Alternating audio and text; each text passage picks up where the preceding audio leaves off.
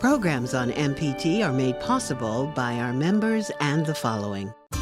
Maryland Public Television is supported by the 50th Anniversary Waterfowl Festival, November 12th, 13th, and 14th in historic Easton, Maryland, where you'll experience an Eastern Shore celebration for all ages. Meet renowned wildlife and nature artists and see their work up close.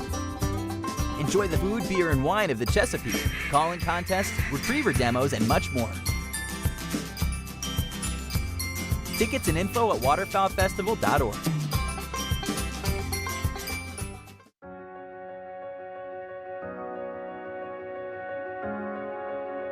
My family has been proud supporters and donors of Barks. As pet owners, we're well aware of the challenges that pets face, especially in the wintertime.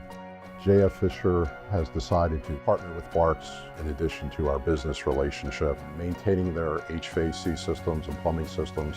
We wanted to do something to make our employees proud of us, so we decided to make the donation from a company level. State Circle is made by MPT to serve all of our diverse communities and is made possible by the generous support of our members. Thank you. Connecting Marylanders to their government. This is State Circle. Good evening. Welcome to State Circle. Coming up tonight, why one candidate for governor says the Democrats need to pick someone progressive but practical. Also, we're introducing the MPT Sports Desk with live coverage this weekend of the Maryland Five-Star, one of only two major equestrian events of its kind in the country. Also, live coverage of the Bowie State-Virginia State football game. But first tonight, several new police accountability laws have just taken effect in Maryland. Nancy Yamada tells us more. Where there's smoke, there's probably fire. And the thing is, people always had a sense that something may have been going on with certain officers. Senator Charles Sidnor says a new law expanding public access to police personnel disciplinary records will go a long way toward increasing transparency and holding police accountable. It's a big change because in the past, these types of incidents and other occurrences were deemed to be personnel records, and one really could not get under or behind into that record to see what was going on with these folk who were in law enforcement. While recognizing that police reform is needed, Fraternal Order of Police President Clyde Boatwright believes this new law goes too far and has the potential to be abused. You know, we're seeing across the board and throughout the state where special interest groups and some media members have sent blanket requests to see the internal affairs files of police officers for a whole police department. And that was not the intended use of the law. And, you know, unfortunately, we know that if that information is in the wrong hands, it will in some ways be weaponized against our police officers. The sweeping police reforms that began on October 1st also include creating a unit in the Attorney General's office to investigate all civilian deaths at the hands of police. You want someone that's independent.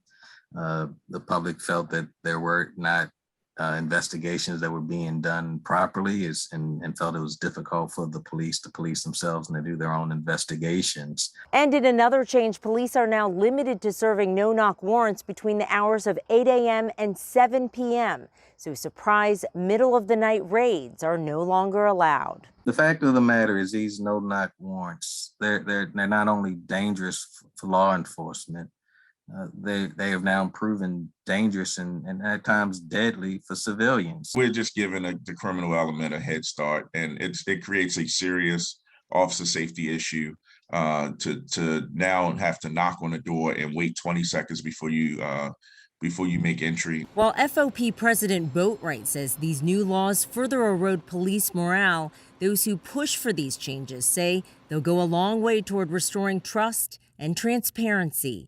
I'm Nancy Yamada for State Circle. And now we continue our conversations with the candidates for governor of Maryland. Joining us is former Attorney General Doug Gansler. Mr. Gansler, thank you for being with us. Thank you, Jeff. Always a pleasure to be with you. Glad to have you back on MPT. We have a lot of policy to talk about, but let me start with some politics. You're one of two people in this race who has won statewide office in Maryland. Last campaign was 2014. You came in second Democratic primary for governor with about a quarter of the vote. You're obviously going to need more, even in a crowded field. So politically, where do you look for additional support? Yeah, there was a lot of buyer's remorse after the last election, I think, amongst Democrats. And as a result, we now have had a Republican governor for 8 years, and we have a real opportunity to take back the governor's chair, to flip the state. And I think what I'm hearing is, having been in government for 23 years, elected office for 16 years, what I'm hearing around the state is people in the Democratic Party are thirsting for someone with an actual record of accomplishment, getting things done, with a progressive but practical record of getting things done, and also someone that can actually win the general election. I think we're a very Democratic state, but we've lost 3 of the last 5 elections. It portends to be perhaps the biggest Republican year in the last 50 years next year. We're seeing what's happening in Virginia now. We saw what happened. 77 million people voted for mentally ill dictator wannabe Donald Trump just last year. So we need to have the best candidate that we can put forward, and one with a record, and one who has won statewide. And I think that sets us apart from the rest of the group. How do you run a campaign on that basis where, Democratic primary, any primary really, it's the party faithful who are turning out to vote, and you're going to try to tell them that they've made mistakes in at least 3 of the last 5 recent gubernatorial races? Well, there's 2 different things. So the Democratic primary voters have not made a mistake. We would submit that the general, the people that voted in the general election should have voted for Democrats, and that would be a different position as a state. But I think, look, it's a difficult race because I do have, as you mentioned, a lot of people in the race, and more than half of them have never, run for dog catcher or anything else. A lot of them are sort of nonprofit fundraisers, so they can raise a lot of money, but they haven't lived in Baltimore. I think like 3 of them are from New York.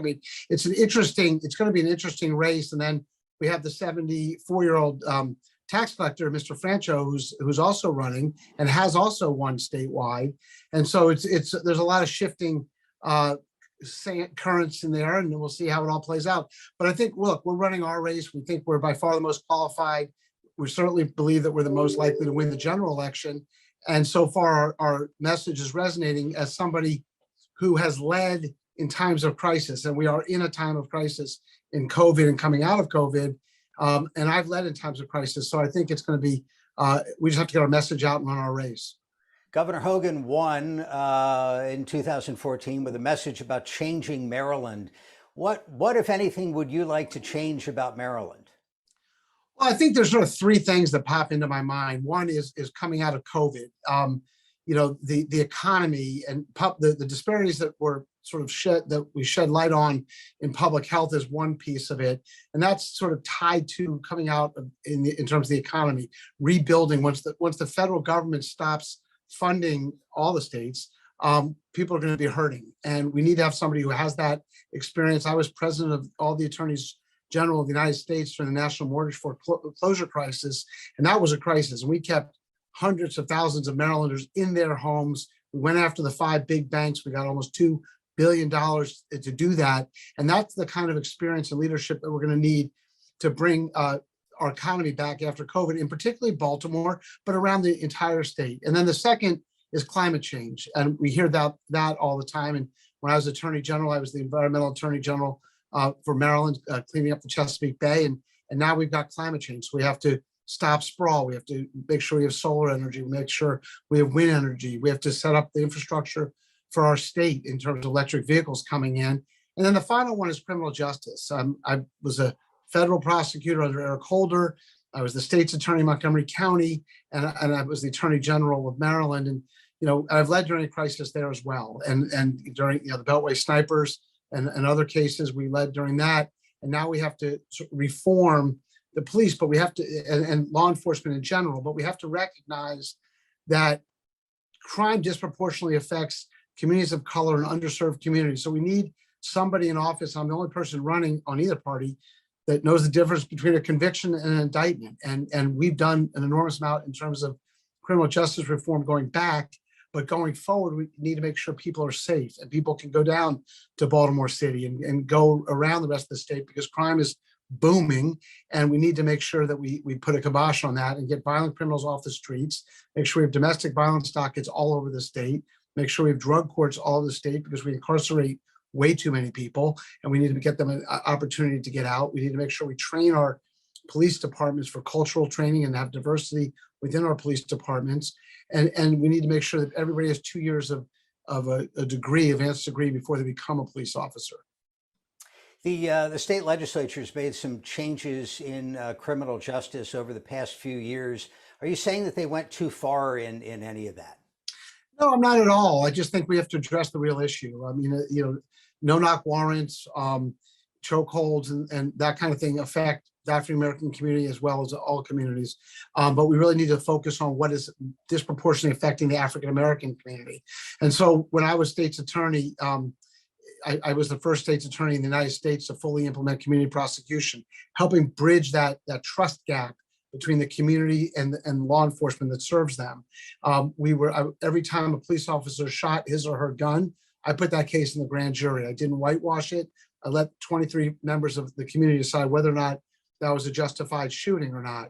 And so there's a lot of what we need to do going forward. That's somebody who's actually been in the criminal justice system for 23 years as both as a federal prosecutor, as a local prosecutor, and as a state prosecutor, to actually help implement the change. And we need to have someone that knows how the levers of government work. I mean, this idea of shaving in the morning, seeing a governor in the mirror, and think, hey, that'd be a great starter job, just isn't going to work when we have serious issues on the plate, such as criminal justice reform, and understanding how to work with the legislature, how to work with law enforcement, and get things done. On the environment, which I remember was a focus of your time in the Attorney General's office, we just learned recently about these unreported sewage discharges into the Baltimore Harbor and nearby waterways near Baltimore. How does that happen after, we've been saving the Bay for decades, and it seems incredible that this is still going on? It's stunning and shocking, Jeff. I mean, when I was the Attorney General, as you mentioned, the environment was my focus, and we did 24 river audits, and we go to the rivers themselves. I would spend the entire day there with the stakeholders in that river, but also the national folks and people from our office that were the lawyers for each of the 56 departments in the Maryland state government. And we would hear from the local people about discharges and human discharge and pollution, and we were able to prosecute those corporate polluters, which we did. I mean, I remember there's one case, and it just jumped in my mind when you mentioned it. In Cambridge, Maryland, there was a country club that literally had a pipe going from the bathroom directly into the creek that would go into the bay. I mean, and so, we obviously put that, we stopped that and charged them a significant amount of money for their woes. But I mean, it's amazing that that's still happening. And we need, climate change is the broad topic, and that's the existential crisis. But the Chesapeake Bay is the jewel of our state, and it's how our watermen need to be supported on the bay, and tourism, and it's something that we need to protect and make sure we really are serious about it going forward. When you look at the other people running for governor in this Democratic primary, you mentioned some people are older than others, some people have different resumes. Do you see any policy differences or differences in areas of emphasis between you and the rest of the field? I do. When I became president of all the attorneys general, for example, I won 50-0 because I got along with everybody from both sides of the aisle because I take a practical approach, but I have very progressive values. So I think one of the biggest issues right now is going to be coming in the election next year is going to be women's reproductive rights. People look at what happened in Texas and say, well, that's Texas. That can't happen in Maryland. But on December 1st, the Supreme Court is going to hear whether or not they're going to overturn Roe v. Wade or scale it back. So having a Democrat that can actually win the general election is going to be that much more important. And if we put up somebody who's never literally done anything in Maryland or run for office in Maryland, it'd be like hiring a lawyer that never went to law school or a doctor that didn't go to medical school. I mean, I just don't think that's going to happen. So I think that's pretty important. Our thanks to Mr. Gansler. Now, public financing will play a part in this governor's race. At least one candidate plans to use a funding mechanism that was used successfully by Governor Hogan when he first ran for governor. We spoke with Joanne Antoine, Executive Director of Common Cause Maryland, and Emily Scarr, Director of the Maryland Public Interest Research Group. So the Fair Campaign Financing Fund, which is the official name, is made available to candidates who are running for governor. The program was actually first established in the 1970s, and a few candidates, both Republicans and Democrats, have opted in, have been able to receive some funding. But, unfortunately for years after Governor Hogan was able to successfully use it, the program remained underfunded.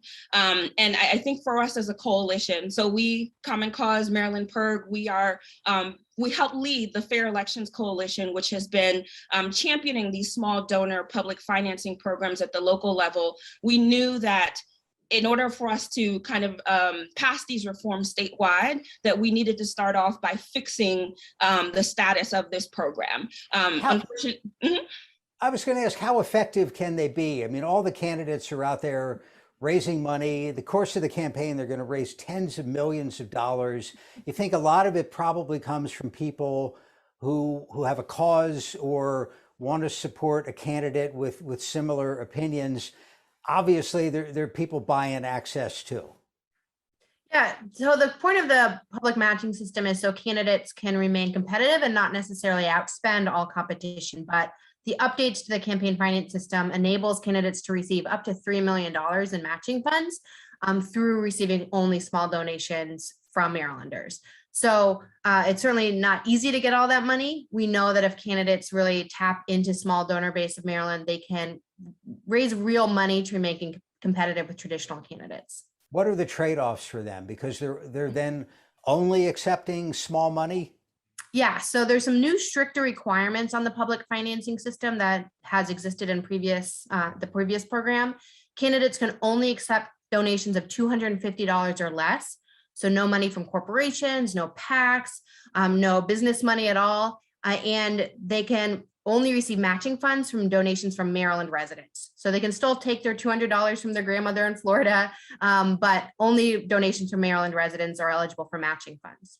Yeah, and I just add the one additional piece too. So it's $3 million per election. So in theory, a candidate who makes it through the primary can get up to $6 million and really run a competitive race. And again, even after they've reached the qualifying threshold, they've maxed out on the match, they, again, to Emily's point, can continue to receive that $250 contribution from Marylanders and other people from outside of the state. So again, a candidate can raise up to, well above that on small dollars. Where's the money come from? And is there any concern, maybe from taxpayers, if it's tax money, that it might go to a real fringe candidate who has opinions way out of the mainstream that they wouldn't want to support?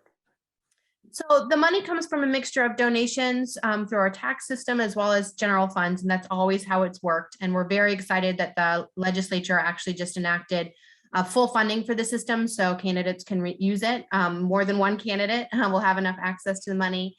And there are strict requirements in order to qualify for matching funds. So in order to even be eligible to accept these contributions, you have to have reached thousands of donors. I think it's 1,500 donors and it's $120,000 in small donations. So we're not talking about fringe candidates here. We're talking about people that have broad support. And the idea is someone's going to be paying for our elections, right? It's either our Marylanders or it's out-of-state money, corporations. We'd rather it be Marylanders. Mm-hmm. Broadly speaking, how do you think Maryland compares to other states, or when it comes to donation limits on so-called independent expenditures, political action committees, all of that stuff?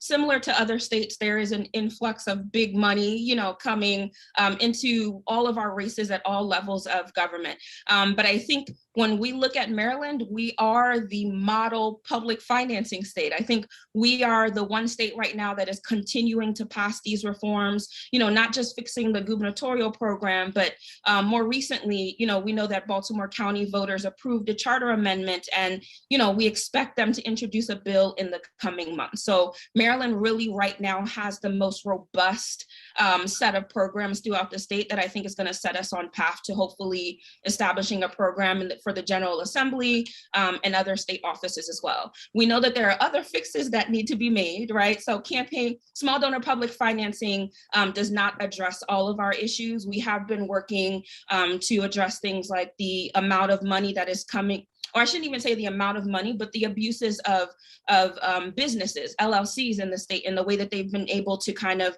bypass some of the rules and regulations that are there. Those are still things that we need to work on, but I think public financing has really provided an alternative. And I think as more Marylanders begin to understand the program and the way that it works, we're going to see more and more candidates begin to opt in, because people are going to ask you why you're not, choosing to run this way.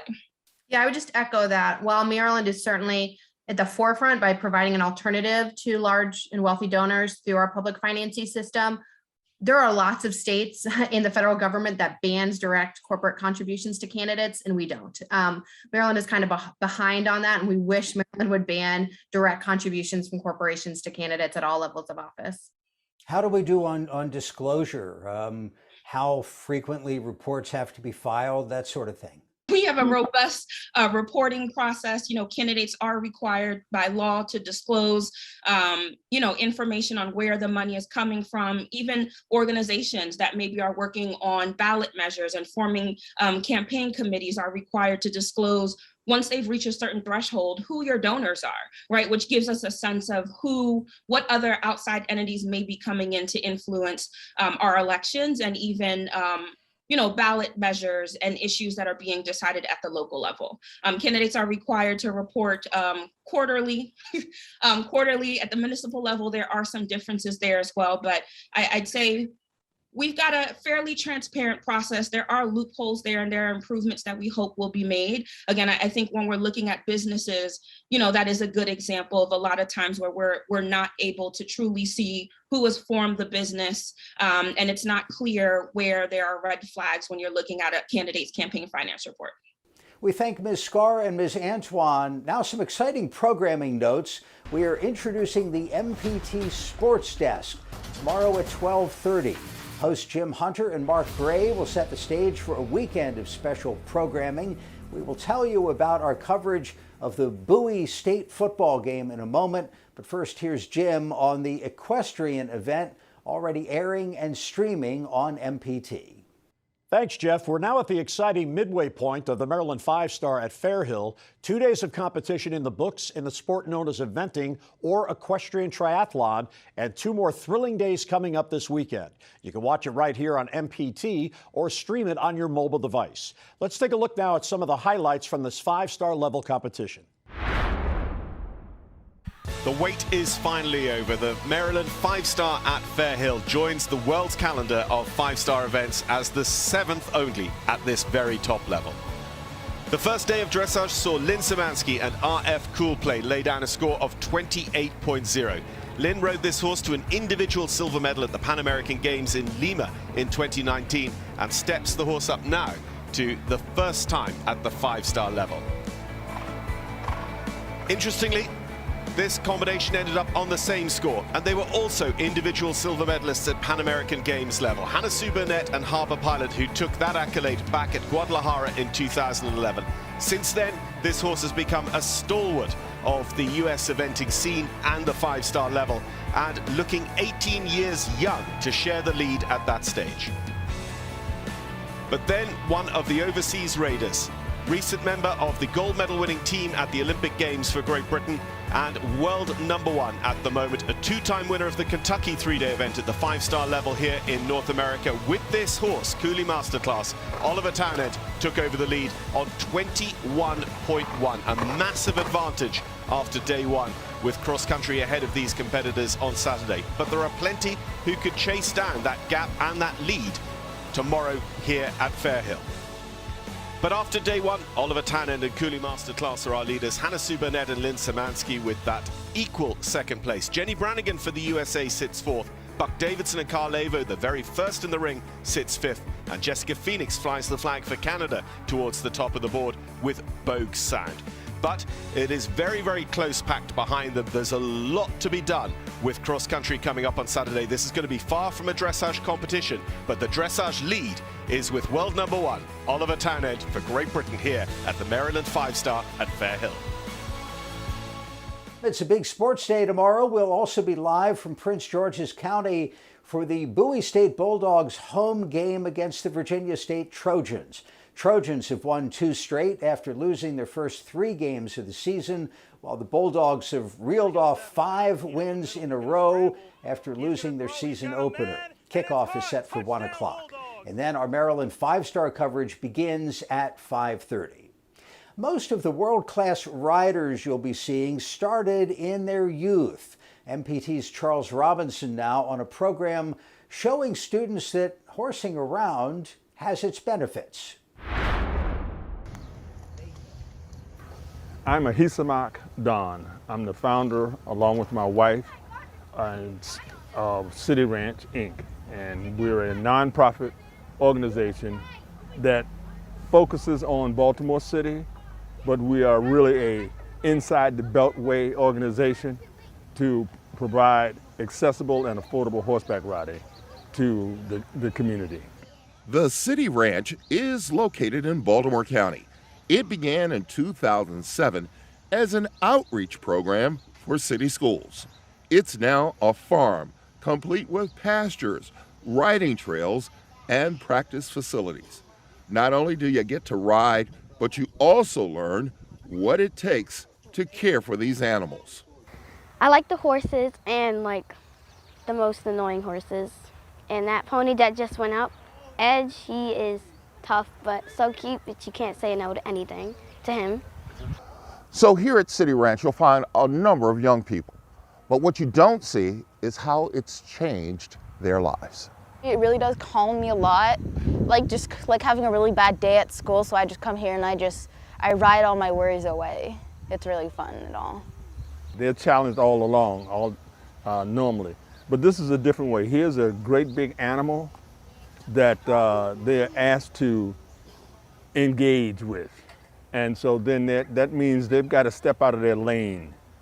When we come into their space, their aura encapsulate us, so to speak, and calm us down. And so this is what allows the children to be able to engage with the animal. A number of children who started in this program have gone on to try equestrian events. The proudest moment for Don is when one of his riders went to college and decided to become a horse veterinarian. I'm Charles Robinson. Thanks, Charles, and thank you for watching State Circle. Have a good night.